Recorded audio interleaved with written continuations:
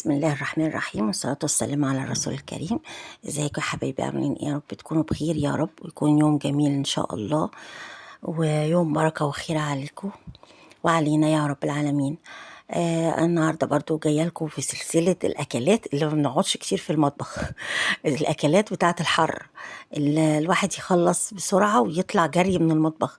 حضراتكم زي ما انتم شايفين كده، انا حاطه المروحه دي في ظهري، مش ممكن اخش المطبخ من غيرها. الدنيا حر موت والجو فظيع جدا، ربنا يجيرنا من عذاب النار يا رب العالمين. و... فبنعمل الاكل بسيط سريع وبنجري من المطبخ يعني.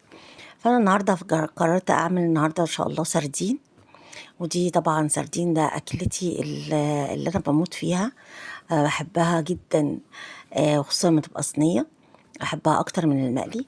فاحنا النهارده هنعمل صينيه سردين حلوه كده اسكندراني، من ابو قير.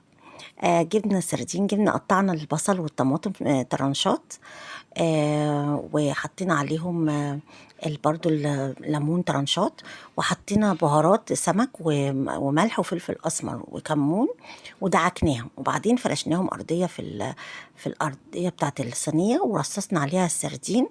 وصدقوني الارضيه دي بتتاكل بتتغمس بالعيش احسن اكتر من السردين، بتبقى طعمها في منتهى الروعه. وبعدين حطينا عليها رصصنا عليها السردين. ما تنسيش لو كنت اول مره تشوفيني تشتركي في القناه وتدوسي لايك وتدوسي زر الجرس وتدوسي على كلمه الكل عشان يوصلك مني كل جديد. ورصصنا السردين زي ما حضرتك شايفه كده، وحطينا بعدين حطينا عليه من فوق طرنشات برضو ليمون وطرنشات طماطم، وممكن تحطي طرنشات برضو بصل، وحطينا كمان توم صحيح، انا نسيت اقولها لكم دي. قشرنا يعني 3 4 فصوص توم وقطعناهم مع الارضيه دي. وبعدين جبنا بولة حطينا فيها، هنحط فيها نفس البهارات اللي حطيناها على الأرضية، بهارات سمك وكمون وملح وفلفل أسمر.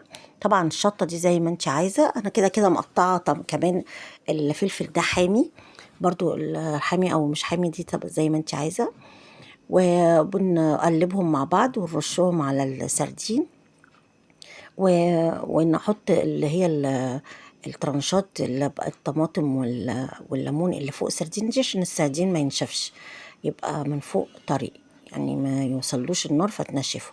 وبعد كده بنحط عليه شوية زيت، ونحط عليه برضو حبة مية، يعني زي نص كوباية مية، عشان الخضار اللي تحت يستوي وهو برضو يستوي من غير ما ينشف، لان احنا لو سبناه هو ينزل ميته الخضار عشان يستوي فهينشف جدا، لكن كده هو هيستوي وهو لسه طري.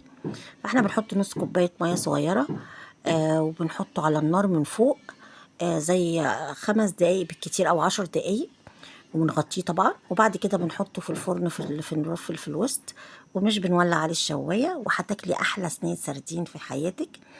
ومتنسيش تعملي لايك وتكتبي لي في الكومنت ايه رأيك. وانا اسيبكم معاها بقى، والسلام عليكم ورحمة الله وبركاته، ويا رب اكون ضيفة خفيفة عليكم.